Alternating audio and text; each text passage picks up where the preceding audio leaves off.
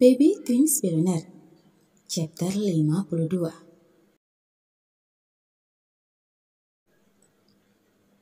Maret duduk termenung di kursi panjang di depan rumahnya. Tatapannya terlihat kosong.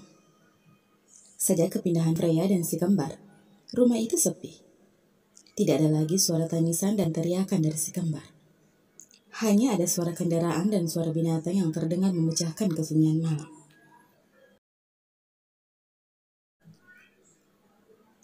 Maret semakin mengeratkan pelukannya di kedua lengannya. Matanya tampak berembun. Sudah seharian ini kekasihnya mengabaikan dirinya. Setiap pesan yang ia kirim pun hanya dibaca tanpa dibalas. Semakin membuat wanita itu merasa kesepian. Dingin sekali, keluhnya. Puas memandangi bulan dan bintang, wanita berambut sebahu itu memilih masuk ke dalam rumah. Sebelum ia berubah menjadi es karena cuaca yang sangat dingin. Setelah beberapa menit, Maret terlihat saat pintu rumahnya terketuk. Dia yang sementara malam bisa memegang dada.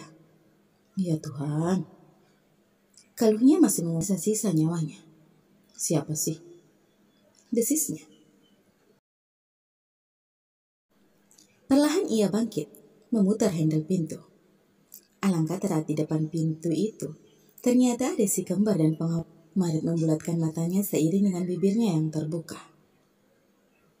Fiona, panggilnya. Selamat malam, Mami Maret. Fiona menyapa balik, mengangkat tangannya. Gadis kecil itu sedang berada di dalam gendongan Mickey, pria idamannya saat ini.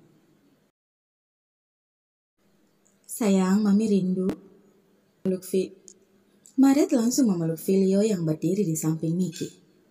Pria kecil itu tersenyum. Ia pun juga rindu dengan mami angkatnya tersebut. Maaf Nona, kedatangan saya ke sini untuk menjemput Nona. Suara bariton itu membuat aksi Maret yang sedang melepaskan rindu harus terjeda. Ada apa? Seketika Maret menegakkan tubuhnya. Raut wajahnya langsung berubah. Jantungnya tiba-tiba berdetak cepat. Ada apa gerangan ia dijemput malam-malam begini? Apa ada sesuatu yang gawat? Tuan Max sakit, saya disuruh sama Nyonya Freya untuk menjemput Anda. Perkataan Mickey membuat jantung Maret semakin bekerja keras. Sakit? Sakit apa? Apakah parah? Pantas saja kekasihnya itu mengabaikannya. Pertanyaan itu seakan berkeliling di atas kepala Maret. Segera wanita itu berlari masuk ke dalam kamarnya, mengganti pakaian tanpa menyuruh si kembar dan Mickey masuk ke dalam rumah.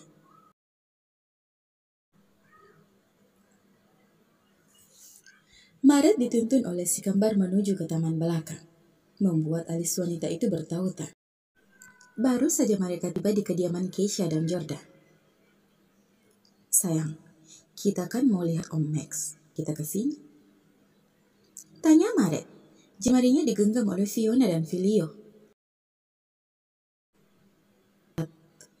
Ada sesuatu yang harus Mami Maret lihat, Filio. Tapi di sana gelap, sayang. Maret tidak berbohong. Di depannya itu ia tidak bisa melihat apapun, sebab tak ada pencahayaan di sana. Tapi beberapa detik usai mengatakan hal itu, tiba-tiba ada sebuah video yang di layar lebar di depannya. Langkah Maret berangsur melambat. Kedua netranya melihat saat melihat beberapa fotonya telah tampak di sana, yang telah melalui proses editing dengan lagu yang penuh cinta. Foto itu jelas diambil secara diam-diam. Di setiap momen terjadi semenjak ia masuk bekerja di dalam perusahaan. Apa ini? Siapa yang melakukan? Rasa haru yang tadinya membuat kedua manik Maret ingin rasanya menyemburkan laharnya, kini tergantikan dengan pupil yang melebar. Di depan sana, telah tayang sebuah koleksi foto Max yang berasal dari ponsel Maret. Ponsel? Sontak Maret membuka tas yang tengah diselempangnya. Ponselku mana? Tanyanya. Saya belum selesai ucapannya. Lagi-lagi Maret terkejut saat si kembar sudah tidak ada di dekatnya. Fiona, kalian yang teriak.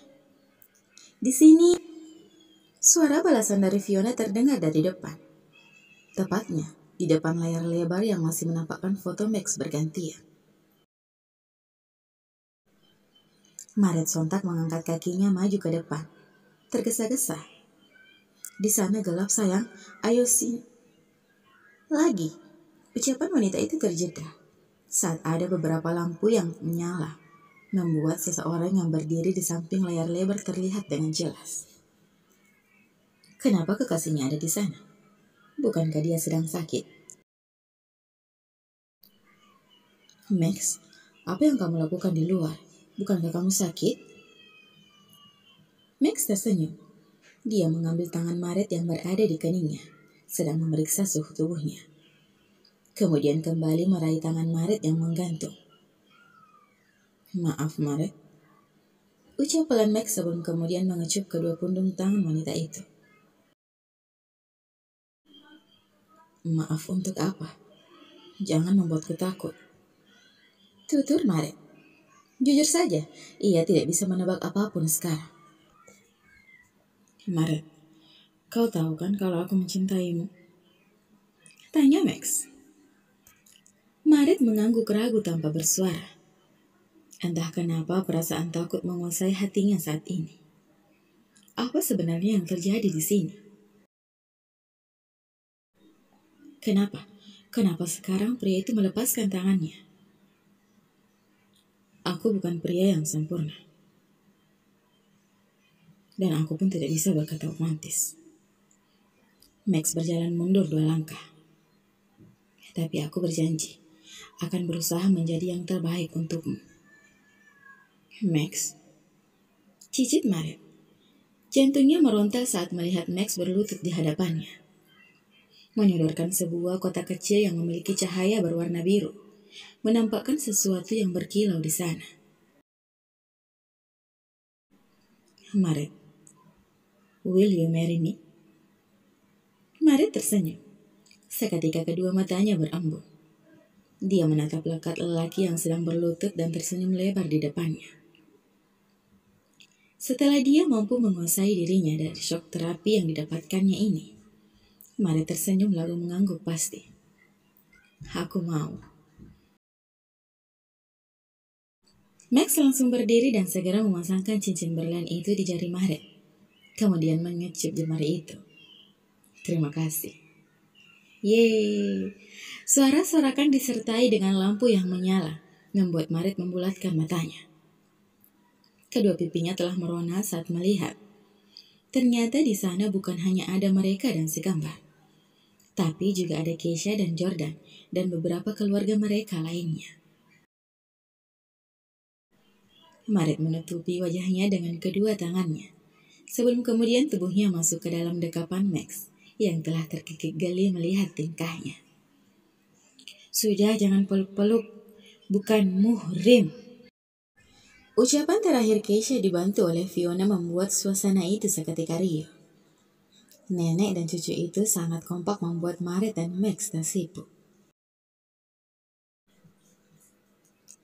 Acara lamaran itu pun kini terganti dengan acara makan malam di taman itu. Meja panjang yang tengah diisi dengan berbagai macam makanan telah membuat perut orang di sana meronta-ronta. Sedangkan di sudut taman itu, Freya sejak tadi menyaksikan semua lamaran sahabatnya. Ia tersenyum senang, turut bahagia atas kebahagiaan sahabatnya. Wanita itu tersentak saat tiba-tiba ada lengan kekar yang memeluknya dari belakang. Ciuman di pipinya pun tak mampu ia elakkan. Vero membawa rambut pria ke sisi sebelah kiri, hingga ia dengan leluasa menopang dagunya di bahu istrinya. Freya terdiam. Dia mencoba menikmati pelukan yang mampu membuat tubuhnya menghangat. Vero semakin mengeratkan pelukannya saat jemari Freya meremas pelan punggung tangannya yang berada di perut istrinya. Rileks sayang, bisik Vero. Jangan pikirkan apapun. Kau hanya perlu menikmatinya. Sambungnya kemudian, mengecup tulang leher Freya dengan cepat.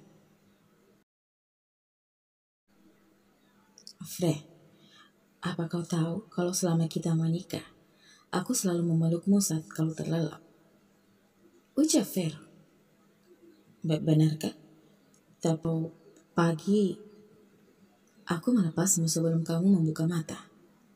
Jawab Vero.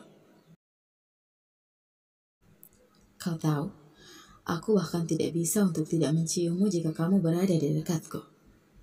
Vero melayangkan ciuman di pipi Freya. Mas menciumku? Selain di bibirmu. Vero membalikkan tubuh Freya, mengambil kedua tangan istrinya lalu mengalungkan di lehernya. Sedangkan dia, kedua tangannya telah melekat sempurna di pinggang Freya, sebelum kemudian jemarinya terangkat, mengusap bibir Freya dengan lembut. Freya menengadahkan wajahnya, menatap lekat lelaki berparas rupawan meski di cahaya yang redup. Aku tidak mencuri ini, karena aku ingin kamu akan terus mengingat ciuman pertama kita. Vero langsung mengecup bibir itu, sangat singkat sebelum dia kembali mengangkat kepalanya. Kedua pasang mata itu saling mengunci. Tutup matamu sayang, jangan memikirkan apapun.